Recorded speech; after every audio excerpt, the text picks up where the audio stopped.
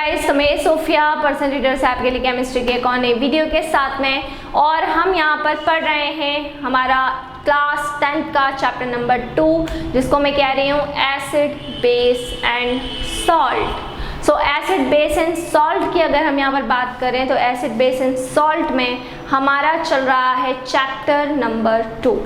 Chapter number 2 हमारा चल रहा है, मैंने स्टार्ट किया है chapter number 2 acid base and salt के अंदर, और इसमें जो मेरी अगली नेक्स्ट कैटेगरी है वो है ऑल फैक्ट्री इंडिकेटर। ठीक है, सो ऑल फैक्ट्री इंडिकेटर को हम यहाँ पर पढ़ने वाले हैं। ऑल फैक्ट्री इंडिकेटर क्या होते हैं? इंडिकेटर में इसके पहले मैंने आपको नेचुरल इंडिकेटर पढ़ाया था। नेचुरल इंडिकेटर ऐसे इंडिकेटर जो हमें नेचर से ऑब्टेन होते हैं, लेकिन ऑल फैक्ट्री इंडिकेटर ऐसे इंडिकेटर होते हैं जो हमें जिनकी स्मेल को इनहेल करने से स्मेल में चेंज होता है, उससे हम किसी भी रिएक्शन को इंडिकेट करते हैं। So basically all factory indicator ऐसे इंडिकेटर रहेंगे, ठीक है, जिसकी स्मेल से हम आइडेंटिफिकेशन करेंगे यहाँ पर एसिड का या फिर बेस का। सो अगर हम ऑल फैक्ट्री इंडिकेटर की बात करें तो वो सब्सटेंसेस जो अपने स्मेल के अंदर चेंज करते हैं, जब भी हम उसके अंदर एसिड को मिलाते हैं या बेस को मिलाते हैं, ऐसे इंडिकेटर को बोला जाता है ऑल फैक्ट्री इंडिकेटर। चलिए, सो मैं यहाँ पर आपको डिफाइन लिखवाने वाली हूँ। substances which change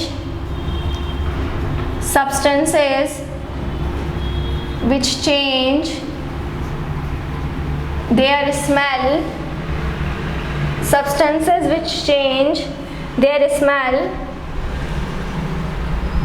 when mixed with acid or base, are known as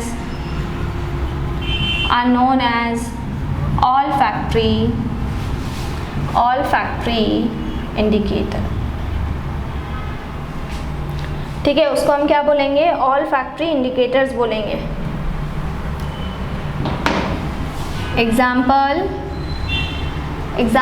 onion, vanilla, etcetera, etc। Example onion, vanilla, etcetera. तो वो सब्सटेंसेस जो अपनी स्मेल में क्या करते हैं, अपनी स्मेल में चेंज करते हैं, ठीक है, जब उसको एसिड के साथ में या बेस के साथ में मिलाया जाता है, तो ऐसे इंडिकेटर को, ऐसे सब्सटेंस को क्या बोला जाता है? ऑल फैक्ट्री इंडिकेटर बोला जाता है। और इसमें एग्जाम्पल कौन कौन से आ जाएंगे? पहला एग्जाम्पल आ जाएगा आपका ऑनियन, और दूसरा एग्जाम्पल आ जाएगा आपका वनीला। सो दो तरह के आपके सब्सटेंस रहेंगे, एक ऑनियन और दूसरा वनीला। ये दोनों आते हैं ऑल फैक्ट्री इंडिकेटर में। सबसे पहले हम ऑनियन को डिस्कस कर लेते हैं कि ऑनियन किस तरह से चेंज करता है। तो ऑनियन आप लोग जानते ही हैं अच्छी तरीके से, घरों में जो होता है, जिसको हम आम भाषा में प्याज बोलते हैं। सो इसका हम या तो पेस्ट ले लेंगे या जूस ले लेंगे। पेस्ट ऑफ ऑनियन और juice of onion loses its smell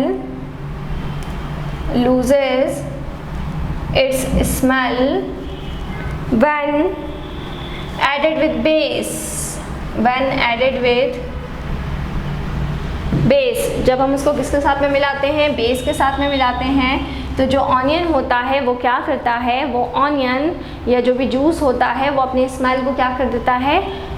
loose कर देता है, जब हम उसको बेस के साथ में क्या करते हैं? मिक्स करते हैं। ठीक है, clear? It does not change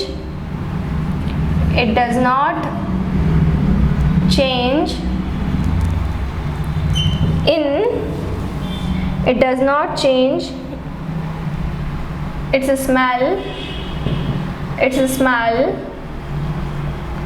with an acid। ठीक है, तो ऑनियन क्या होता है? पेस्ट ऑफ ऑनियन या जूस अगर हम लेते हैं तो वो अपनी स्मेल में क्या कर देता है? चेंज कर देता है। जब वो किसके साथ ऐड किया जाता है? बेस के साथ। और जब भी उसको हम एसिड के साथ मिलाएंगे तो वो अपनी स्मेल में कोई भी तरह का चेंज नहीं करेगा। ऑनियन के बाद हम बात करते हैं यहाँ पर वनीला की।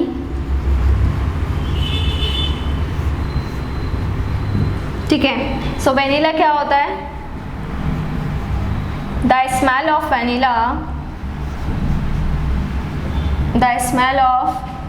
vanilla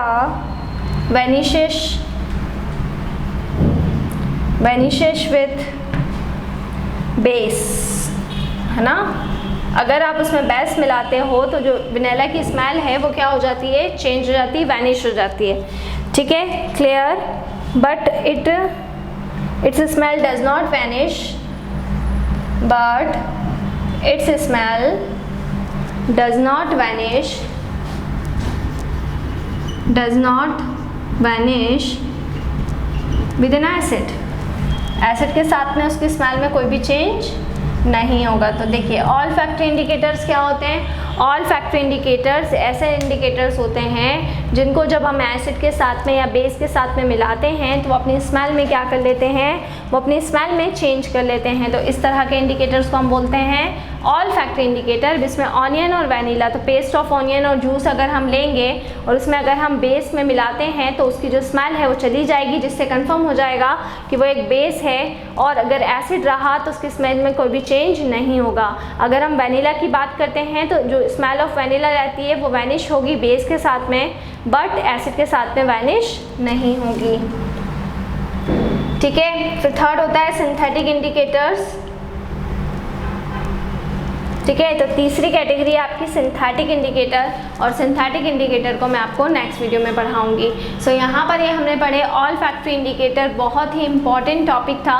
तो 3 टाइप के आपके इंडिकेटर होते हैं जो आपको याद रखना है। फर्स्ट हो गए आपके नेचुरल इंडिकेटर, सेकेंड हो गए आपके ऑल फैक्टरी इंडिकेटर, थर्ड हो जाएंगे सिंथेटिक इंडिकेटर। और इन्हीं की हेल्प से हम एसिड और बेस इन दोनों के अंदर डिफ्रेंशिएट कर सकते हैं, कौन सा एसिड होगा, कौन सा बेस होगा, कौन क्या होगा।